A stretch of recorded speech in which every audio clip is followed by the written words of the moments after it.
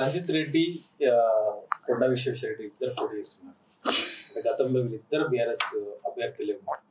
అంటే దీన్ని ఎట్లా చూడవచ్చు? అంటే మీ పార్టీకి సంబంధించిన అంటే ఇప్పుడు నేనేమన్నా కొండ విశ్వేశ్వరరెడ్డి బీజేపీ నుంచి ఉన్నాడు. ఆయన కూడా గతంలో టీఆర్ఎస్లోకి వెళ్ళి గెలిచిండు, తర్వాత కాంగ్రెస్ పోయిన తర్వాత ఇప్పుడు బీజేపీ.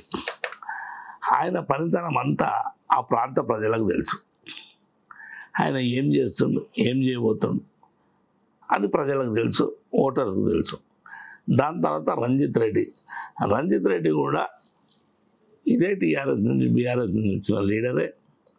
ఆయన వరంగల్ ప్రాంతం మీద ఉన్నారు, ఆయన కూడా ఇక్కడే పనిచేసిన, ఆయన పనితనం కూడా తెలుసు. అట్లాగే కాసాని జ్ఞానేశ్వర్ కూడా ఉమ్మడి రంగారెడ్డి జిల్లాలో ఇక్కడనే పనిచేసాం. నా టైంలో 5 సంవత్సరాలలో కాసాని జ్ఞానేశ్వర్ చేసినాయి, ఇప్పుడు నీకు చెప్పినాయి. అవి కాకుండా కోకలు ఉన్నాయి. మీరు జనాన్ని తెలుసుకోవాలి. అది కూడా మనం చేసిన పని, మన పనితనం మనం చెప్పకుండా ప్రజలు నిర్ణయిస్తే బాగుంటుంది. అందుకుంటే ముగ్గురు మీ ముందు ఉండ్రు, 2 ఓసీస్ ఉండ్రు, 2 రెడ్డిలు ఉండ్రు, ఒక బీసీ ఉన్నది. కొన్ని 40 ఏళ్ళ 50 ఏళ్ళ చరిత్ర లోపల ఇప్పటిదాకా బీసీకి అక్కడ నుంచి ప్రాతినిధ్యం లేదు. నేను ఇప్పుడు 93 కులాలు పెట్టినా, 96 కులాలతో పార్టీ పెట్టినా, నిరంతరం బడుగుల గురించి పోరాటం చేస్తున్నా. నా లాంటి వాళ్ళకి ఛాన్స్ వచ్చింది కనుక మా ప్రజలంతా ఒకటైతారని నేను అనుకుంటున్నాను. Entire reach. ఇప్పుడు మిగతా 2 అభ్యర్థులు ఆర్థికంగా దేశంలోనే రిచెస్ట్ ఎంపీస్గా పనిచేశారు. మరి అంత ఆర్థిక వనరులు ముందు మీరు వాళ్ళతో ఎలా ఢీకొట్టగలుగుతారు? అంటే నేనేమంటున్నా, డబ్బే ప్రాధాన్యత అయితే టాటా బిర్లాలు ఎప్పుడో ప్రైమ్ మినిస్టర్ కావాలి, దేశాన్ని వెళ్ళాలి.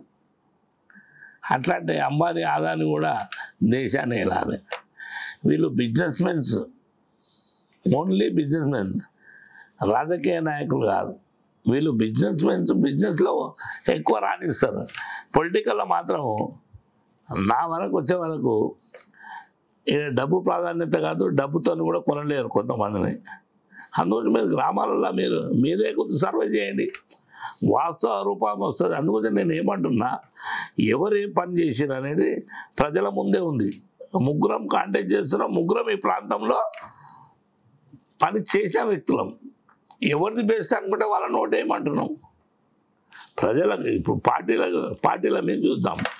పార్టీల మీద చూసే వరకు టీఆర్ఎస్ బీఆర్ఎస్ పార్టీ ఆ రోజు నుంచి ఇప్పటివరకు కేసీఆర్ చేసినటువంటి పనులు, అదే నేను మిషన్ భగీరథ అంటున్నా, షాదీ ముబారక్ అంటున్నా, అదేవిధంగా కళ్యాణ లక్ష్మి అంటున్నా, వృద్ధులకు పెన్షన్లు అంటున్నా, అగ్రికల్చర్ ఉన్నటువంటి రైతు బీమా కానీ, రైతు బంధు కానీ, అదేవిధంగా ఇళ్ళు కానీ, రోడ్స్ కానీ, మన పరిసర ప్రాంతాల్లో ఉన్నటువంటి డెవలప్మెంట్ కానీ మీరు బాగా గమనించాలి. సాయంత్రం టైం ఒకసారి మీరు మాదాపూర్ దుర్గం చెరువు మీదకి వెళ్ళిపోండి, మీకు తెలుస్తుంది. మనము ఎక్కడున్నాం, అమెరికా, లండన్, చైనా అలాంటి ప్రదేశాలను మనం కనబడతాం. అట్లా మూమెంట్ ఉంది. దాన్ని చూసే కదా నీకు పరిశ్రమలు వచ్చినాయి. ఇక్కడ 2 తీరు ఉన్నది. మన రంగారెడ్డి జిల్లా ఎట్లుందంటే, ఇది చేవెళ్ళ ప్రాంతము, 7 కాన్స్టిట్యున్సీలు. 7 కాన్స్టిట్యున్సీలలో 4 కాన్స్టిట్యున్సీలు మేము గెలిచినాం, 3 కాన్స్టిట్యున్సీలు స్వల్పంగా ఓడిపోయినాం. ఎక్కడైతే 80% ఓట్లు ఉన్నటువంటి 4 ప్రాంతాలు, అది మహేశ్వరం కానీ, రాజేందర్ కానీ, షేర్లింగంపల్లి కానీ, చేవెళ్ళ, ఇక్కడ మేము 80% ఓట్లు ఉంటాయి. మిగతా 20% చోట్లు ఆ 3 ప్రాంతాలు ఉంటాయి, పరిగాని, వికారాబాద్, తాండూరు.